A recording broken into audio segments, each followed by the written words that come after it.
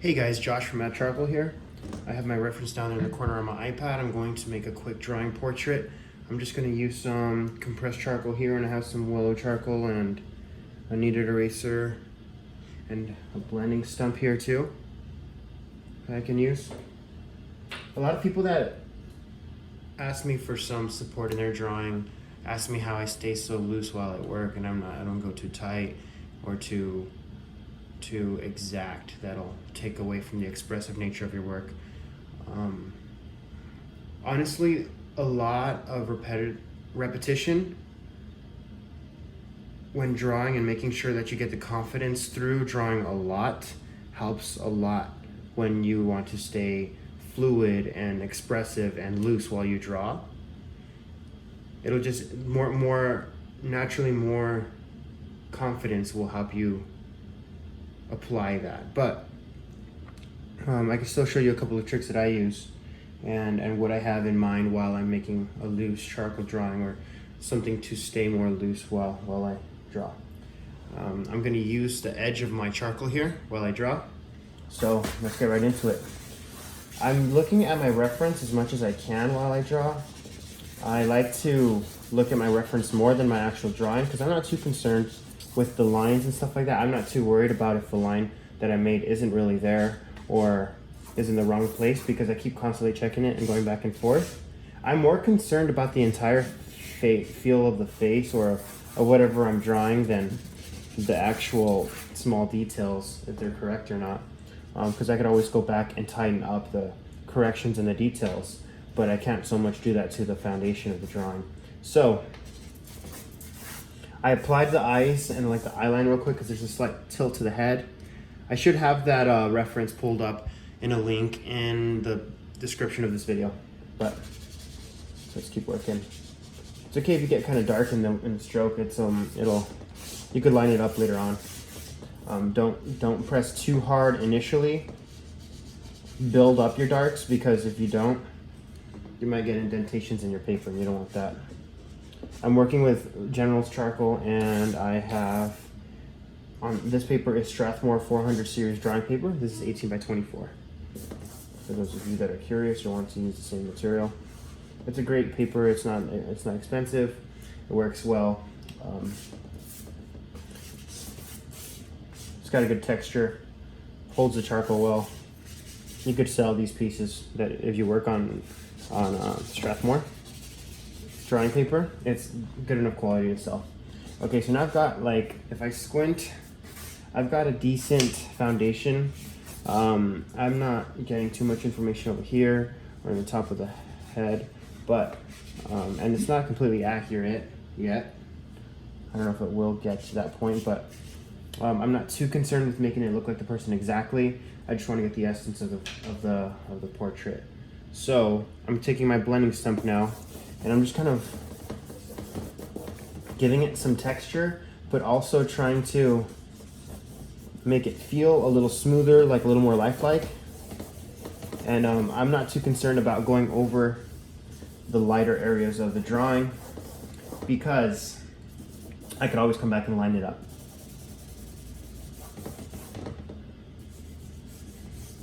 With the kneaded eraser, that's what I plan to do.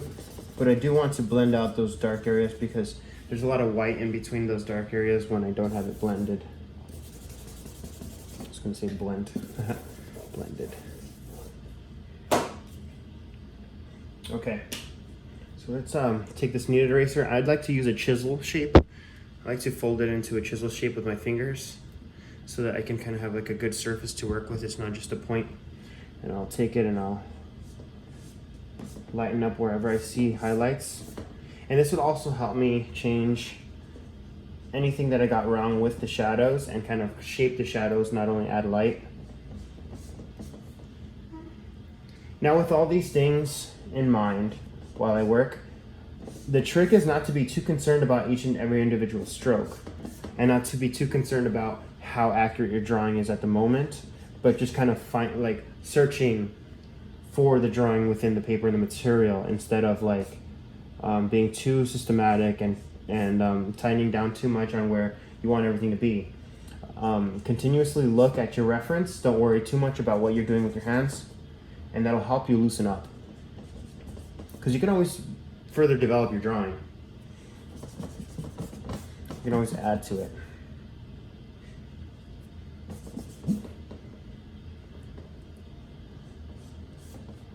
But this side is definitely darker than that side, and there's like kind of like a more of a light here. See, I know where the eyes are.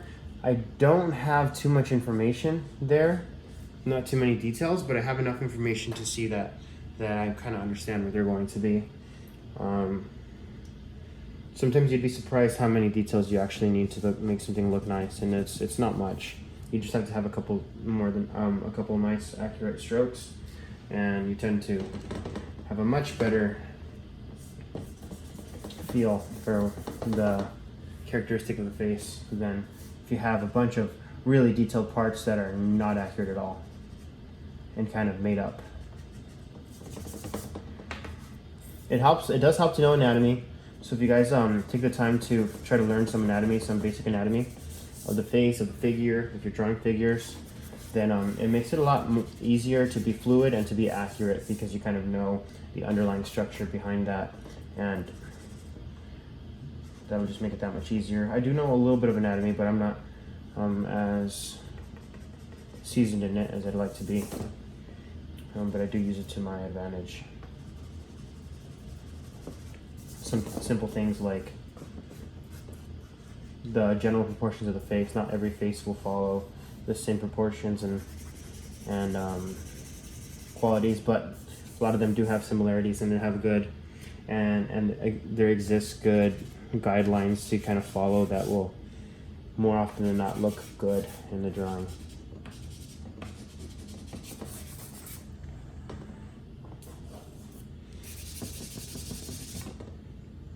As you can see, I'm not too concerned with those extra strokes, those extra, I wouldn't say brush strokes, but charcoal strokes. If they get out of hand a little bit, it's okay. I'm not trying to be perfectionist here, I'm trying to stay loose. Using more of my shoulder while I draw instead of my wrist. With your wrist, you have less accuracy. With your shoulder, you have a more broad range and more accuracy. Of course, I do use my wrist sometimes, but when in larger strokes, I try to use my shoulder as much as I can.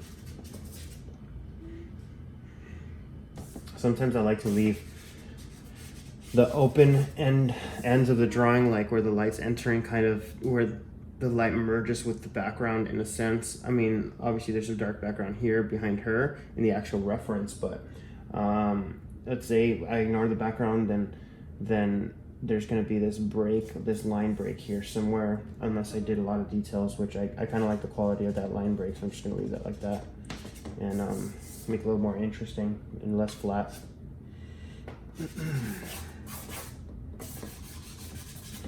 Make sure to constantly work the entire drawing, different parts of the face, don't focus down too far on one aspect of the face. Don't just draw the mouth out and then completely and then move to the nose completely. No, you need to work the entire thing as you go to get a unified piece. Beautiful drawing. Let's see, it does need to be blended more again.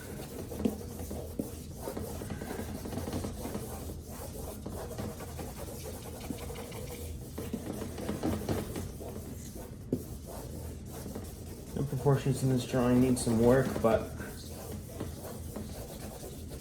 I hope that helps get the point across. It helps me get the point across for you. Got that. Cool. If you squint and you look at the brightest part of the face, the lightest areas, make sure you block those in as best you can. Sometimes it's not as easy. Sometimes you have a lot of charcoal there, but it's okay. Just do your best on that. Really that bright light right there. And kind of comes this way from the forehead. This is kind of light. Kind of blends into the other side of the face there. There's this light and this angle that comes in through here.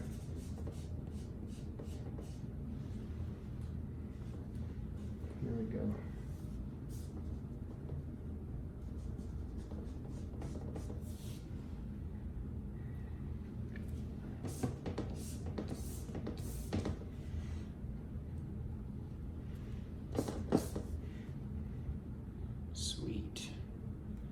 like how it looks. Obviously, it's a much different vibe than the actual photo. It's a very nice clean reference photo, but I wanted it to be more fluid and a little bit more expressive. And you can always keep working it. This is a good foundation that I would start drawing on. I'm probably going to draw on it after this video is over, but the more loose part is what I'll start all my drawings with, and then I start to build them up. Sometimes I go really far to make them photorealistic, but I try to hold back from too far photorealistic, and this gives it a nice expressive feel to the final drawing, unless you want it to be your final drawing at the expressive stage, which is really cool too. I do that sometimes, but I would definitely work on this drawing some more. Right there. But thanks for watching. I hope this helped a little bit. You guys are awesome. See ya. So after some more work, a little bit boring stuff, I got a little bit more of the details down, and this is what I came up with. Still very expressive, but I kind of like it at this stage.